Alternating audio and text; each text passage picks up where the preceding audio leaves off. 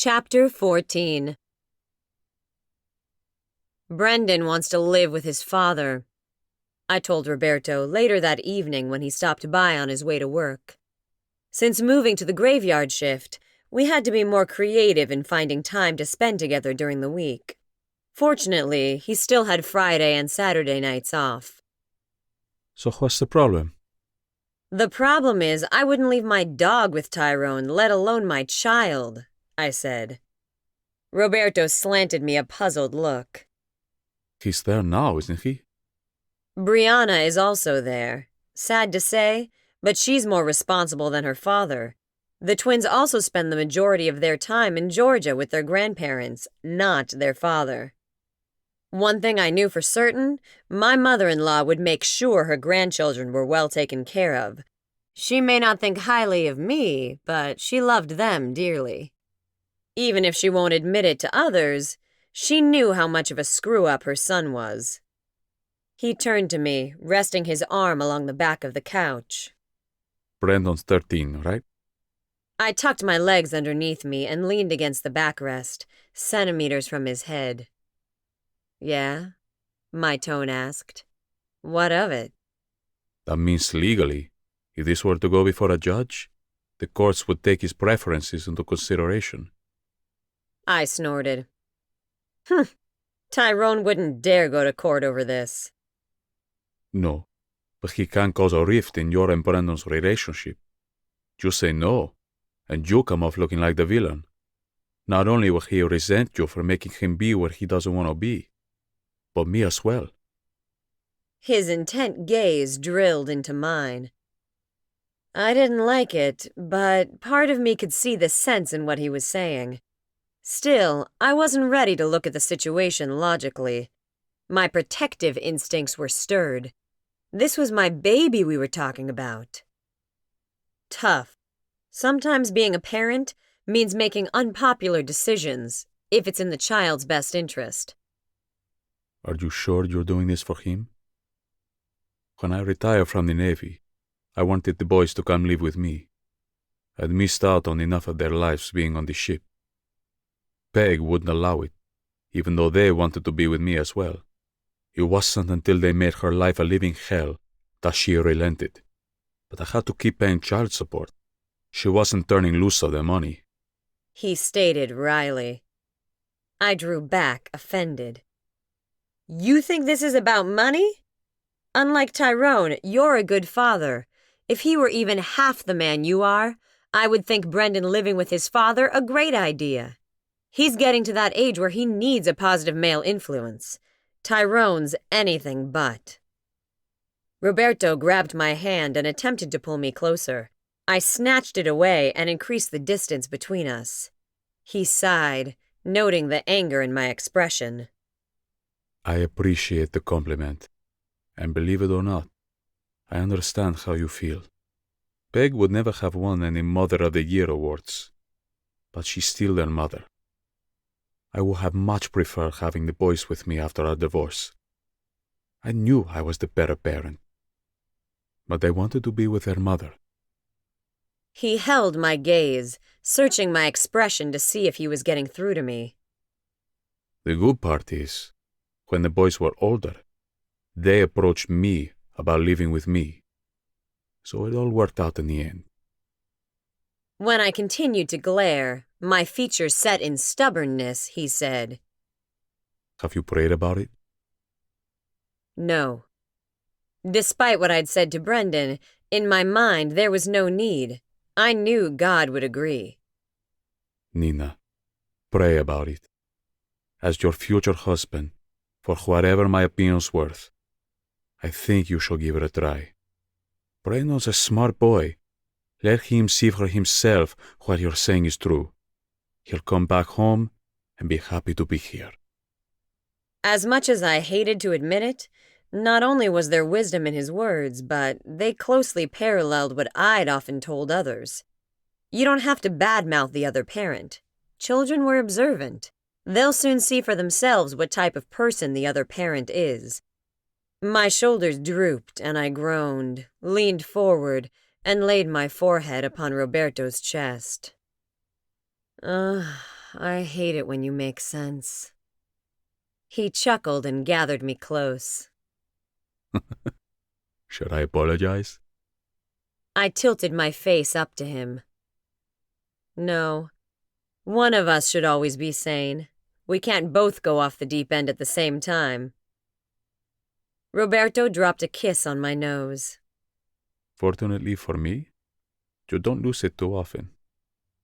I shifted until I was seated almost in his lap, my legs stretched out on the couch. Justin was at the movies with his friends, so we were completely alone. You really think I should let him go?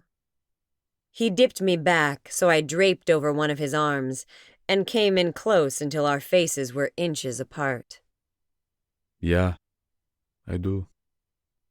Deep in my heart, I knew it was the right thing to do. I'll do it, but I won't like it.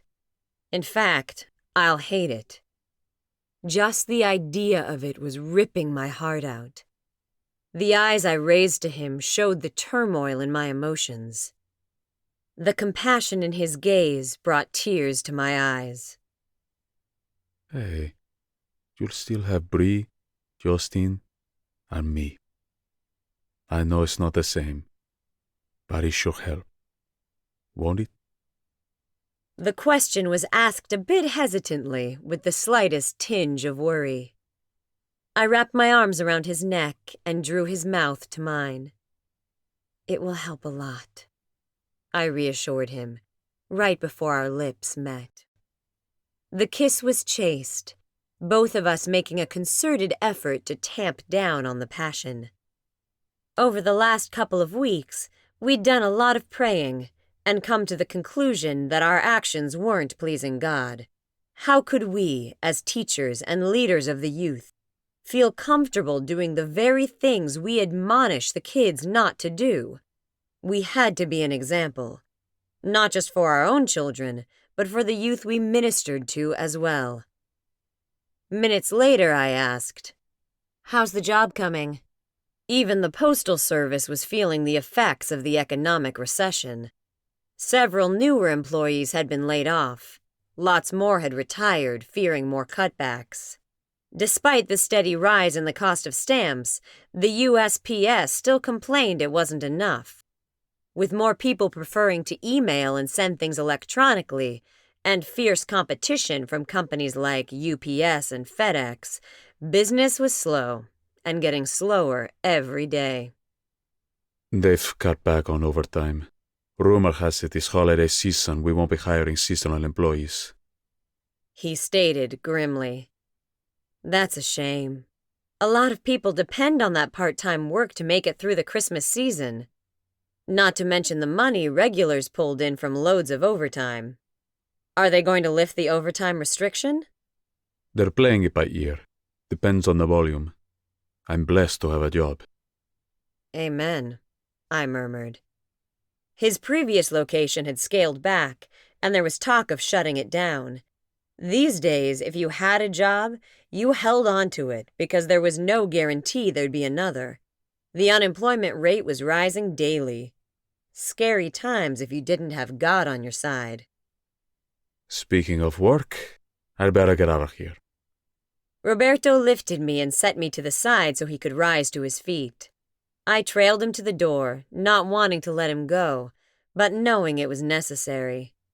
Though he stopped by as often as he could, I felt neglected. At the exit, he turned to me. How long until we are married? 5 months, 2 weeks, and some change, I said instantly. I pray that time goes by fast. I miss being with you. I hate coming home to an empty house and a cold bed. We stared at each other. He allowed me to see the passion, the lust, and longing he'd kept under wraps for the last couple of weeks. In his eyes was the memory of me, semi-naked in his arms, falling apart at the ecstasy of his touch. Or maybe I was projecting my thoughts onto him. I closed my eyes as desire for this man surged through me. Baby, don't look at me like that, I reprimanded in a husky voice. He stepped so close, my breasts brushed against his chest. My nipples stirred in reaction.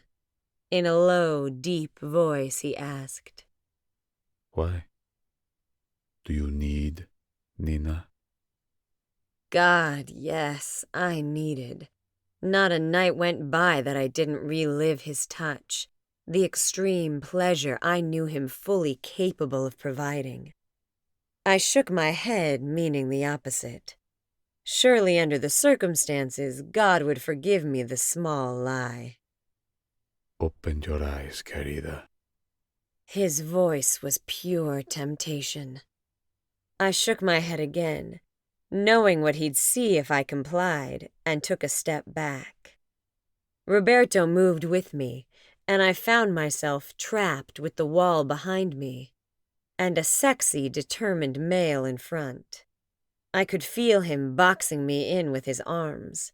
The heat of his body blanketed me, and I let out a needy whimper. Oh. Nina. This time, it was a command. I had no choice but to obey. The wicked part of me wanted him to see, to know how his presence affected me. My eyelids lifted, and his gaze immediately caught mine. Roberto groaned deep in his chest, and his pupils expanded. The heat in his eyes seared me. His mouth slammed down on mine in a conqueror's kiss, as though all his restraint had been blasted to pieces. Arms around his shoulders, body clutched tightly to his. I surrendered, his willing victim. Vaguely aware of being turned, I surfaced briefly when the back of my knees hit something. The couch, I thought, as we toppled over and his weight landed on top of me. Tearing my mouth away, I gaspingly reminded him, "Work. Late." Although it came out incoherently, he understood. Don't care. You need? I provide. His hands busied themselves beneath my shirt, unclasping my bra. The damp heat of his mouth tugging on my nipple drowned out the small voice of my conscience, reminding me this was wrong. I frantically pulled on his shirt until my seeking fingers found skin.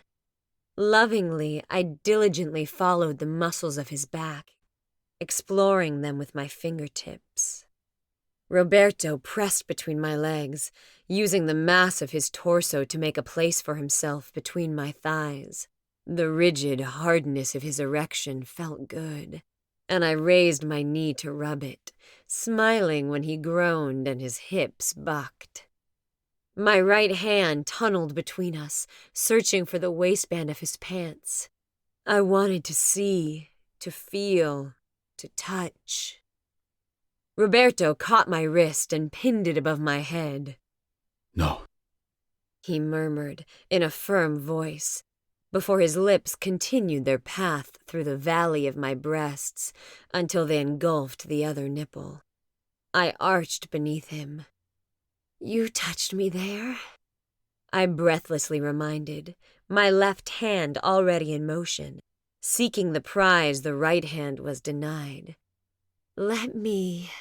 Can't. He interrupted. He captured my other hand as well, and brought it up to be held prisoner with the first. I shuddered, enjoying a little too much the sensation of being at his tender mercy. "Will you let me tie you up?" His whispered question came back to me, and my arousal spiked to the next level. Once again we kissed, as his hand cupped my sex. I knew he felt my dampness through the thick seam of the denims I wore when he murmured approvingly. The button of my jeans gave way to his relentless fingers, and the zipper was being lowered when the deep vibration of a heavy, loud bass broke the silence, followed by the slamming of a car door. Young male voices raised in laughter, and calling out goodbyes filled the air as the car backed out of the drive. Panic lent me extra strength, and I snatched my hands free, immediately shoving at his shoulders. "Justin's home," I needlessly exclaimed as we heard the sound of a key turning in the lock. Roberto climbed off me, muttering about children with rotten timing, while he adjusted himself and pulled his shirt out of his pants to cover the large bulge of his erection. Ignoring him, I hurriedly refastened my bra, straightened my shirt, and was running my fingers through my hair when the front door opened. Justin took 2 steps into the room and stopped abruptly at the sight of his father. With a scowl on his face and a quick glance at his watch, he asked, "Shouldn't you be at work?" His suspicious glare bounced back and forth between me on the couch and his father standing beside me. I'm sure he noticed the guilty flush I could feel on my expressive face and sensed his father's angry frustration. "He was just leaving," I said quickly, with a pointed look at Roberto. Roberto held my gaze, his determined expression stating clearly that this wasn't over. We would be picking up where we left off. "I lost track of the time," he finally said, acknowledging Justin's presence with a brief nod of greeting. Reaching down, Roberto took a firm grip on my forearm and pulled me to my feet. "Walk me to the truck." I opened my mouth to protest, and Roberto quelled it with a look. "Sure," I agreed for Justin's benefit. In the process of tugging my shirt down around my hips, I realized my jeans were still unfastened. I shot a quick glance at Justin to see if he'd noticed. He was focused on his dad, so I clasped my hands over my stomach, subtly holding the 2 edges pressed against me so it wouldn't gape and give us away.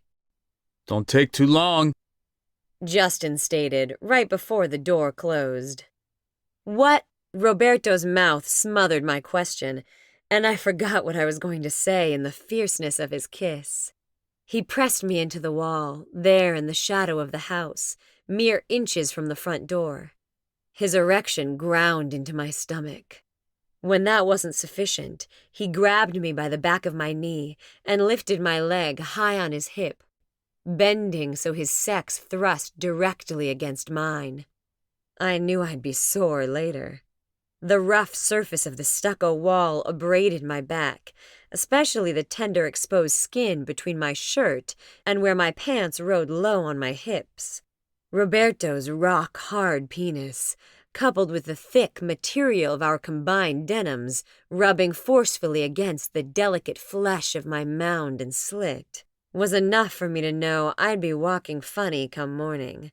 But right now, endorphins were flooding my system, and all I wanted was more. My nails dug into his shoulders. Roberto's tongue was thrust so deep into my mouth, I'm surprised it wasn't playing with my esophagus. It was great. It was wonderful. It was hard to breathe. I shoved at his chest, trying to get enough space to turn my head. Oxygen was of premium importance at the moment, greater even than the tingling and gathering urgency in my nether regions, signaling my imminent release. Roberto threw his head back, groaned, and stiffened. Surprised he'd allowed himself to come, I was too busy sucking in air to be upset I'd been left hanging. Since I doubted we'd been at it more than a minute or 2, maybe 3 tops, his need had obviously been greater than mine. I stroked his hair, easing him down as he sagged, his weight slumping into me. He let my leg drop to the concrete and rested his forehead on my shoulder. "I'm sorry," he stated, softly near my ear. "Don't be." He kissed the tender skin under my ear, and a shiver worked its way through me. "Did you?" "No," I answered softly, gazing at the treetops, still running my fingers through his wavy hair. His hand unerringly found the conveniently unzipped opening in my pants and dipped inside. I captured his wrist before he could reach his goal and brought his fingers to my mouth, placing a kiss in his palm. It's all right. Pleasing you was enough, Not for me. he said. I bussed his lips with mine and set my attention to refastening my pants. Besides, you need to go. You're already late, and I'm sure Justin's wondering what's taking me so long. Any minute I expect him to come to the door. As though my words conjured him, the front door opened.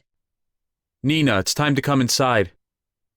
I shot Roberto a wry grin at the ironic role reversal thing we had going with his son.